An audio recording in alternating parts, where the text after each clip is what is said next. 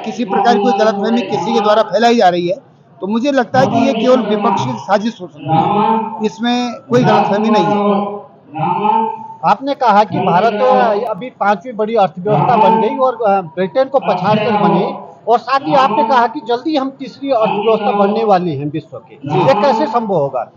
ऐसा कि कोरोना के समय में जो देशों की कामकाज ठप हुआ है, कई महीनों तक, कई वर्षों तक जो है लॉकडाउन रहा, इसके कारण बहुत सारे देश अपनी अर्थव्यवस्था को नहीं संभाल पाए।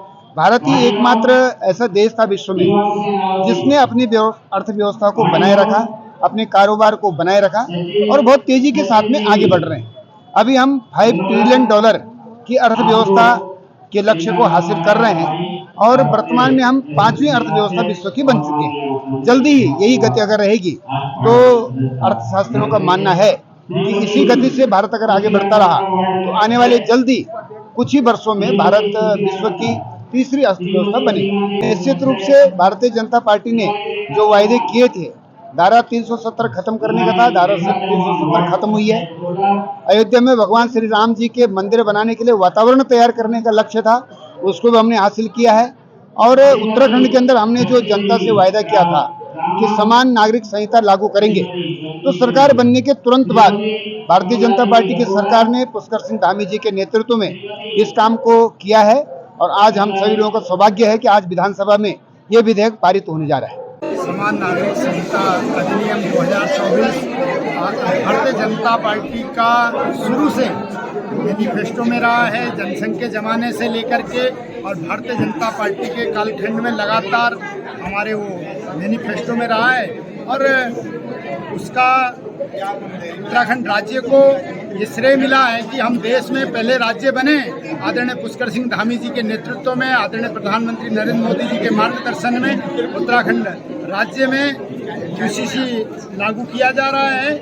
उसके लिए हम आदरणीय पुष्कर सिंह धामी जी के धन्यवाद के लिए, उनके आभार के लिए आज भारतीय जनता पार्टी उत्तरकाशी की ओर से आज पुरोला में आभार रैली, धन्यवाद रैली आयोजित की गई। और कल इसी श्रृंखला में उत्तरकाशी नगर में इस प्रकार का आयोजन है और लगातार लोगों में भारी उत्साह है, पार्टी कैडर में उत्साह है, आम जनमानस में भी उत्साह है। जो वादा भारतीय जनता पार्टी ने किया था उस वादे को पूरा किया है और इसी प्रकार से भारतीय जनता पार्टी अपने सारे वादों को पूरा करती है।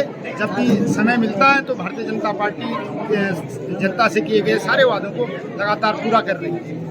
आप सब लोगों को भी ये दिखाई दे रहा होगा कि पूरा देश राममय है, पूरा देश मोदीमय है और पूरा देश मोदी जी के विचारों के साथ आ रहा है।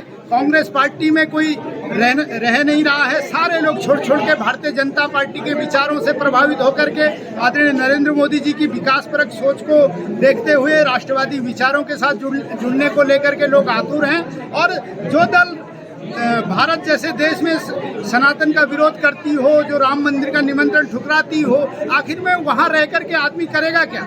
इसलिए गांव-गांव से छोटा कार्यकर्ता से लेकर के बड़े नेता तक सारे छोड़ के भारतीय जनता पार्टी में आ रहे हैं और हम सब उनका स्वागत कर रहे हैं। अगर कोई राष्ट्रवादी विचारों के साथ आना चाहता है, विकास के लिए मोदी जी के साथ, भारतीय जनता पार्टी के साथ जुड़ना चाहता है, तो हमारा उन सारे लोगों का निमंत्रण भी है और उन सारे लोगों का स्वागत भी है।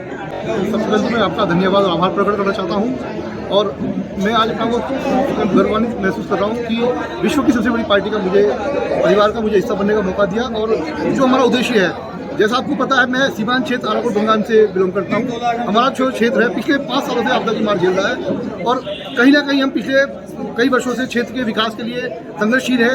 एक सामाजिक कार्यकर्ता के रूप में हम क्षेत्र के विकास में लड़ रहे थे, पर हमें हमें लगा कि कहीं ना कहीं हमें सिस्टम में आकर सरकार का एक अंग बनकर हम क्षेत्र का ज़्यादा अधिक विकास कर सकते हैं। और मेरे समझ क्षेत्रवासियों का भी ये आग्रह रहा कि आप पार्टी का हिस्सा बने और क्षेत्र में विकास का जो हमारा जो पहिया थोड़ा सा धीमा चल रहा है उसमें गति लाने का काम करें। जैसा आपको पता है, हमारे क्षेत्र में आपदा के बाद सारी तबाहियाँ हो चुकी थी, काफ़ी काम हमारे गतिमान है। इसके लिए मैं सरकार का भी धन्यवाद देना चाहता हूं। और बहुत सारी अनियमितताएं हैं और बहुत सारी कमियां हैं, इसके लिए हम पार्टी के अंदर घुसकर, पार्टी में रहकर उसको हम सरकार तक पहुंचाएंगे और कोशिश करेंगे कि अपने क्षेत्र मुख्य विकास की तरफ कैसे जाए।